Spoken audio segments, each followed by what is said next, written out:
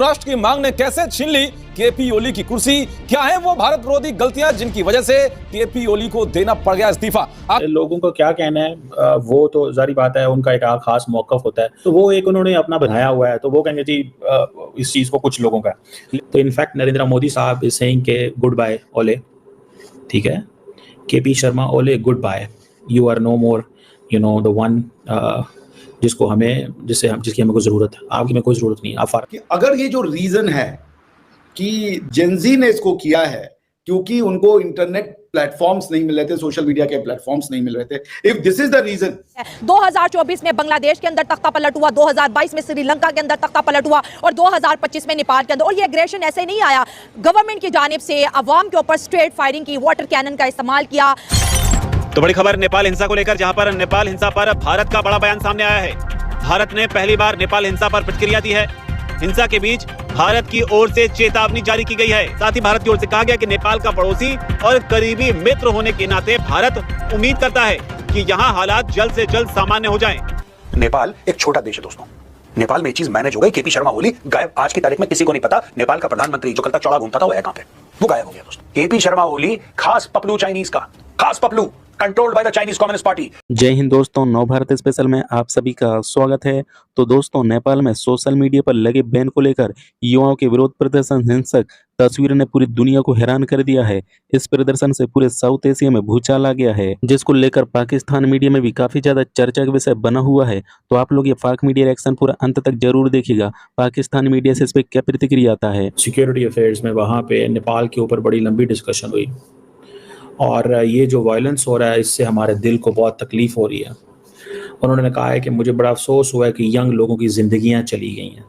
तो इनफैक्ट नरेंद्र मोदी साहब is saying के गुड बाय ओले, ठीक है, KP Sharma Oli good bye, you are no more the one जिसकी हमें कोई ज़रूरत है, आपकी में कोई ज़रूरत नहीं है, आप फारग हो गए। और नेपाल जो है उसकी स्टेबिलिटी, पीस और प्रॉस्पेरिटी के लिए हम कोशिशें करेंगे और तमाम लोग जो हैं वो वायलेंस ना करें, ठीक है जी। सो ये चीज़ है। उधर से नेपाल की जो आर्मी है उसने सिक्योरिटी सिचुएशन जो है वो अपने कंट्रोल में कर ली है। That is the most important thing. अभी तक की सिचुएशन में आर्मी ने स्टेप ओवर किया है, कंट्रोल संभाला है क्राइसिस का। नेपाल की जो आर्मी चीफ है उन्होंने कहा है कि प्रोटेस्ट नहीं होने चाहिए और मोदी साहब जो हैं वो कह रहे हैं कि लॉस ऑफ लाइफ पे बड़ा नुकसान हुआ है। इंडिया ने अपनी सिक्योरिटी कमेटी का फैसला किया है और the situation is delicate. Situation जो है वो डेलिकेट है, ये मैं आपको बड़े गारंटी से कह सकता हूँ। और इसको भी थोड़ा सा समझना पड़ेगा कि व्हाट डज दिस मीन, क्या होने जा रहा है आइंदा या क्या आइंदा हो सकता है। और ये जो ओले साहब हैं, ठीक है जी, ये ओले भाग गए। इंडियंस पहले ही बड़े नाराज़ थे ओले से, ठीक है। अगर मैं इसकी थोड़ी सी एक वो करूँ सिचुएशन को कि क्या क्या मसले थे। पहले तो जारी बात है बॉर्डर डिस्प्यूट एक है ही है, वो तो हर मुल्क के साथ ही होता है। इंडिया ने 2020 के अंदर एक रोड खोला था जो कि लिपुलेख पास से कैलाश मानसरोवर जो कि चाइना के बॉर्डर की तरफ जाता है, जिस पर नेपाल ने प्रोटेस्ट किया और सुनने में आया कि केपी शर्मा ओली ने ये बात चाइनीज़ से भी की और नेपाल ने एक नया पॉलिटिकल मैप जारी कर दिया था जिसमें डिस्प्यूट्स जो थे और जो टेंशन्स वगैरह थी उसमें बताया गया कि डिस्प्यूटेड एरियाज़ और क्या क्या हैं और किधर किधर है।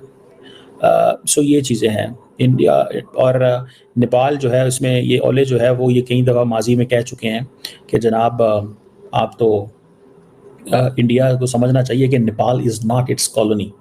इस तरह की बातें भी हुई हैं, ठीक है जी। चाइना फैक्टर ऑलरेडी कहा जा रहा था कि ये चाइनीज़ बंदा बैठा हुआ है काठमांडू के अंदर और चाइना के जो बेल्ट एंड रोड इनिशिएटिव का हिस्सा है, स्ट्रेटेजिक का।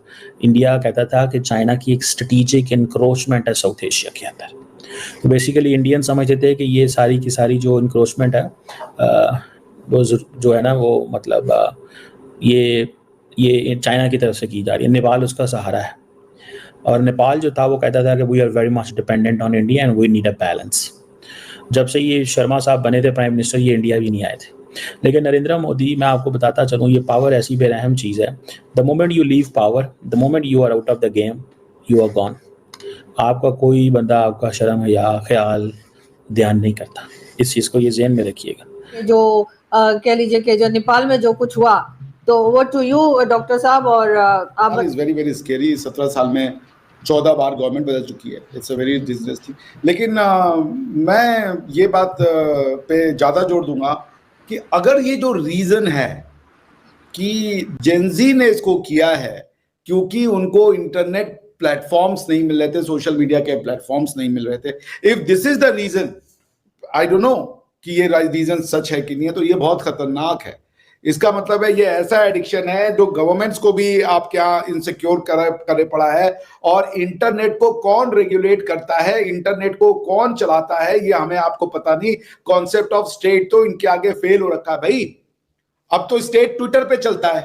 ट्विटर गवर्नमेंट ऑफ इंडिया का प्लेटफॉर्म है भाई। जितने मेजर अनाउंसमेंट्स होते हैं आज की डेट में गवर्नमेंट्स को करने होते हैं, all of them take place at Twitter. ये प्लेटफॉर्म ही आपका नहीं है, but the governments are being run over Twitter. तो पॉइंट ये कि ये जो इंटरनेट को कौन रेगुलेट बना रहा है, कौन इनके लॉ बनाता है, आपको पता है आईकान करके इंस्टीट्यूट है, संस्था है। It's all private bodies. Governance का कोई स्टेट्स का कोई रोल ही नहीं है उसमें।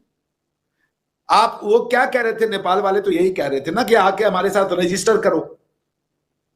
फेसबुक, ट्विटर, ये क्या नाम है, इंस्टाग्राम, यूट्यूब, ये इतने बड़े हो चुके हैं, ये देशों से बड़े हो चुके हैं भाई। ये इनके अथॉरिटीज कहते हैं हम आपके यहाँ पे क्यों आकर के रजिस्टर करें। और देखिए ना, ये तो कमा दे रहे हैं ना, ये तो इनकम का भी सहारा है। सारी दुनिया में ये हमारे आपसे आपका हमारी कमाई का 30% तो ले लेते हैं। चले हमारी तो कोई भी, हम लोग जैसे छोटे यूट्यूबर, लेकिन बड़े बड़े यूट्यूबर तो कमा रहे हैं इससे ना, उसका 30% ये ले लेते हैं। वो आप कहीं पर भी हो सर, हम तो बड़े होने ही वाले थे, मोदी जी ने हमारा चैनल बंद करके हमें फिर छोटा कर दिया।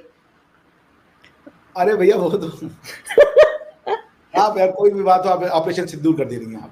पॉइंट ये है आरजू जी, जो मैं ये कह रहा हूं कि अगर ये बात सच है कि इंटरनेट की वजह से ये हुआ है, सोशल मीडिया प्लेटफॉर्म की वजह से हुआ है, तो ये बहुत खतरनाक है। तो दोस्तों, आप लोग ने वीडियो पूरा देख ली होगी किस प्रकार मीडिया में बातें चल रहा है कि देखो अब नेपाल के अंदर एक नया हिंदू राष्ट्र बनने जा रहा है। नेपाल के प्रधानमंत्री इस्तीफा दे दिया है और देश छोड़कर भी भाग चुका है।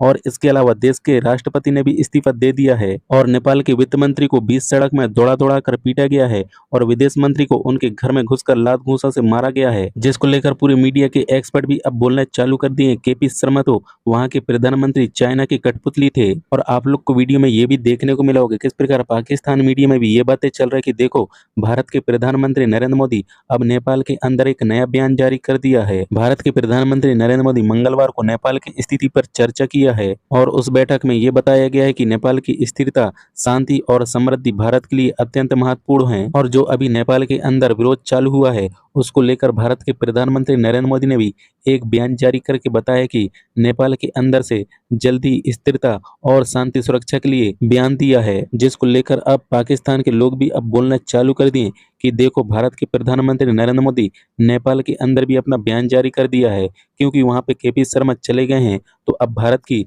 पकड़ और भी मजबूत हो जाएगा। वैसे भी नेपाल के प्रधानमंत्री चाइना की तरफ बहुत झुकाव था, लेकिन अब केपी शर्मा ही नहीं रहे। अब भारत अपना नया ताकत और नया लोहा नेपाल के अंदर मनवाएगा। तो वीडियो पसंद आए तो एक लाइक करके जरूर जाना और कमेंट में अपना राय लिख के जरूर शेयर करना।